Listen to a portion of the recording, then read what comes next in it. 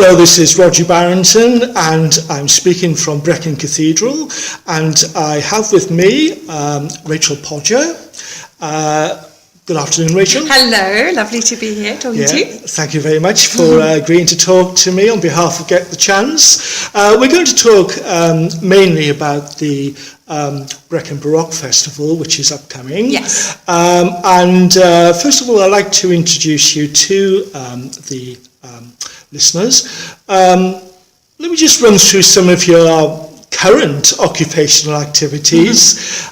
You are the Michaela Conberti Chair for Baroque Violin at the Royal Academy of Music, Jane Hodge Foundation International Chair in Baroque Violin at the Royal Welsh College of Music and Drama. You give performances, masterclasses, lectures all around the world, recording artist and musical director of your own Brecon Baroque Festival.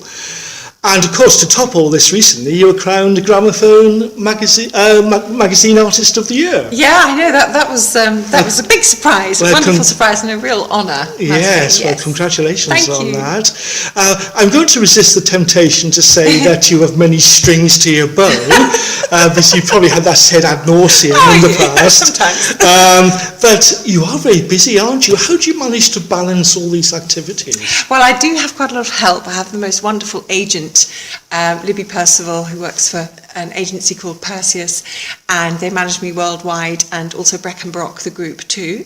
And so that really does help a lot to balance certain things out, because of course, you know, concerts come in at different times, and then sometimes something might come in and 2 years in advance, but then there's a big clash with a huge tour to America or to Asia or something, and then you have to kind of weigh these things up, and it can sometimes be tricky. And so she's very wise and guides me through all of that.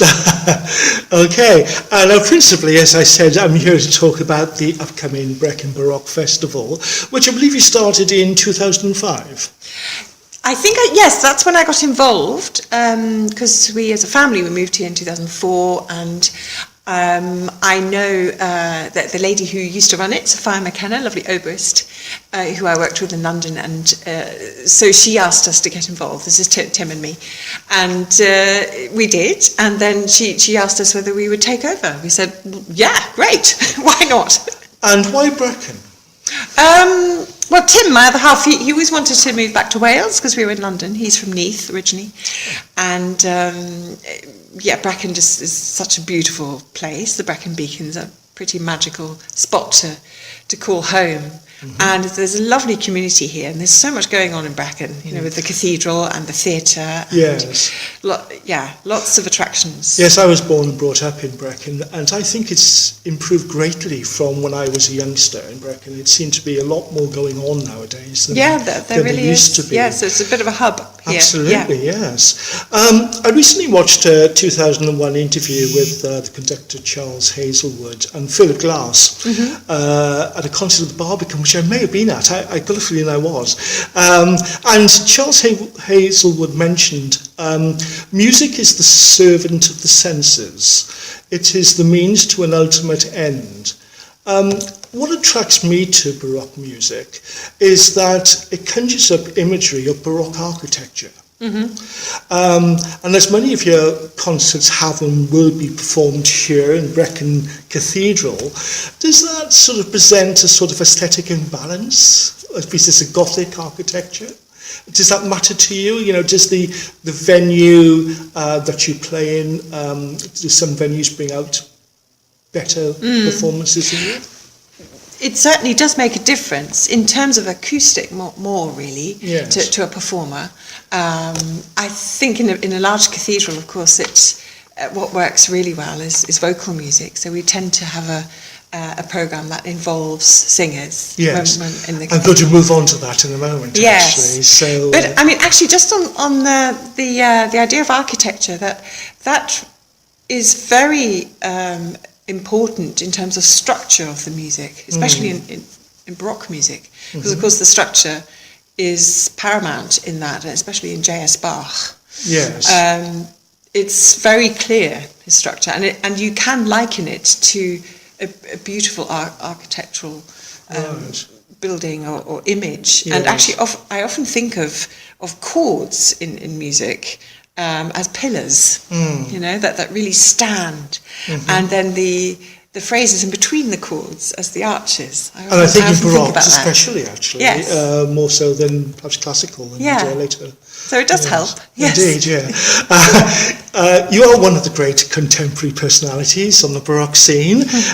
What attracted you to this style of music in the first place? Well, actually, a lot of it was to do with the sound of it, especially with historical performance practice with the gut strings and the different types of instruments and bows, often historically kind of original instruments.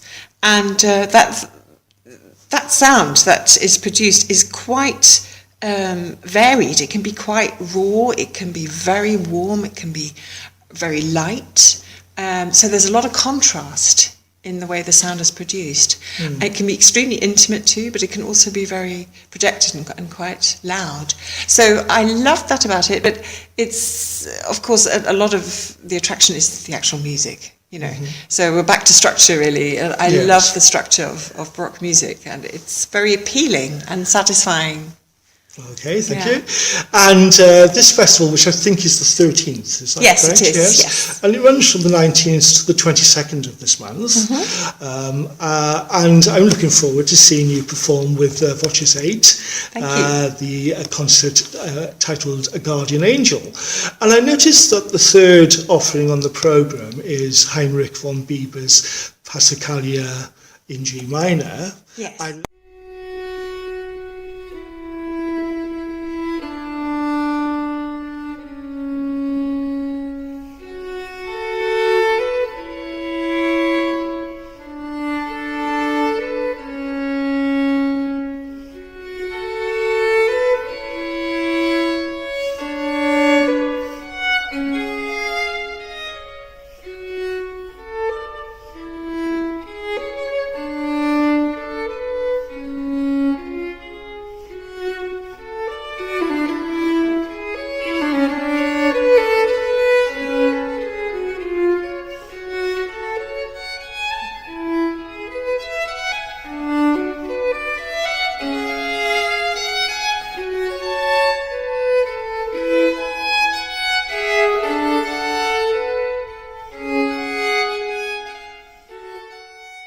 And it features in your superb album Guardian Angel. Now, von Bieber is noted for his use of scordatura, which is the abnormal tuning of strings. There's no evidence of this in this music, though, is there? In this piece, actually, the tuning is normal, meaning just fifths, so you're normal tuning in E, A, D, G strings. But that piece comes right at the end of the set, which is called Mystery Sonatas or Rosary Sonatas. Now that has it, isn't it? The scordatura, that features in the... There are 14 different tunings. Right. So there are 16 pieces. Yes. The first one is normal tuning, and then the last one, which is this Passacaglia, which is the only one for violin solo on its own. Oh, I see, right. So have you ever played that in concert? I have, yes. I haven't played all 16 because I think we'd all be there for a very long time. Yes, yeah. And also, it takes time to tune the fiddle. I was going to say, you have to have quite a few, it does. Difficulties in tuning it. Definitely, there's different sonatas, yes. And it's all based on the life of Christ, of course, being the Rosary. Mystery, and the tuning reflects the intensity of the experience of the story. So, the crucifixion, towards the scourging, and then the crucifixion and the resurrection, everything has a different tuning. And sometimes the strings are so tightly wound that you can feel the pain, actually. Not just the audience, but the performer too. So it's incredibly expressive music. Yes, I can remember when I started to try to learn to play the violin in Brecon Boys Grammar School many years ago. I think I was actually trying this technique without knowing. And in fact, I broke so many strings that they took the violin off me and told me to concentrate on the recorder. So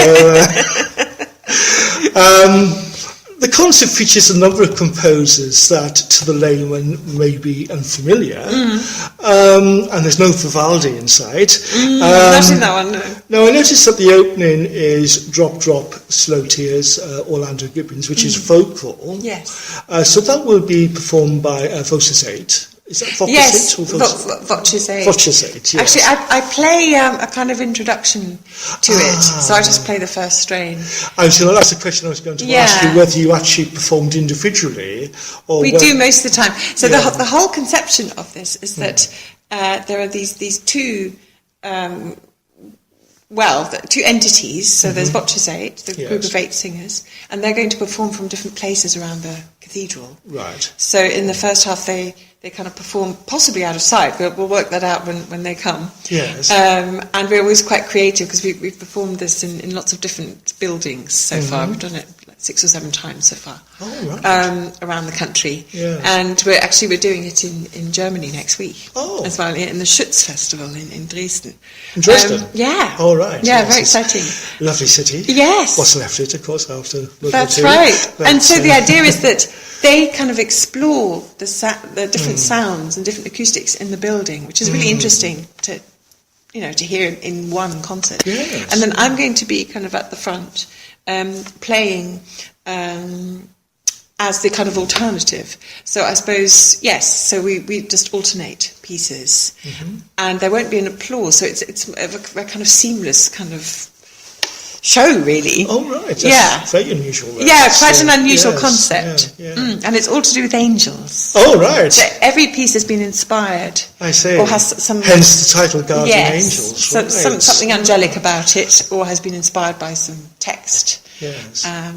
Excellent. Well, good luck with that. Thank you. Perhaps you could briefly tell us a bit more about Voces 8 and other performance at this year's festival. Of course. So Voces 8 is a very well-known group of young singers on their 20s and 30s. They are very visible on the internet, so you'll find lots of kind of videos on YouTube of them singing. They have a particular style. It's very pure, beautiful, beautiful sound. And they do a lot of touring in America, in the Far East, Europe too, lots in Germany, Holland.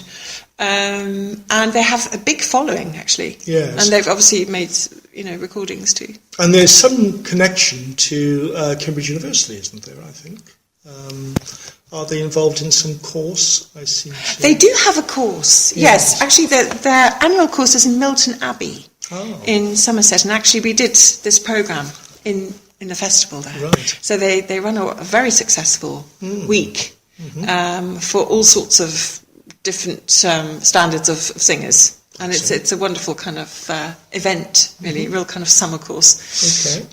And who else is appearing in this? Right, so that's the first concert. And then on Saturday night, that's the 20th, we're actually performing in the theatre, and that's going to be Brecon Baroque, which is basically a kind of just a small band, 4 violins and viola, cello, violone, harpsichord, organ, oboes, trumpets this time, timpani, because we're doing the Bach Magnificat. And we've got 1-to-a-part singers, so there'll be 5 excellent singers.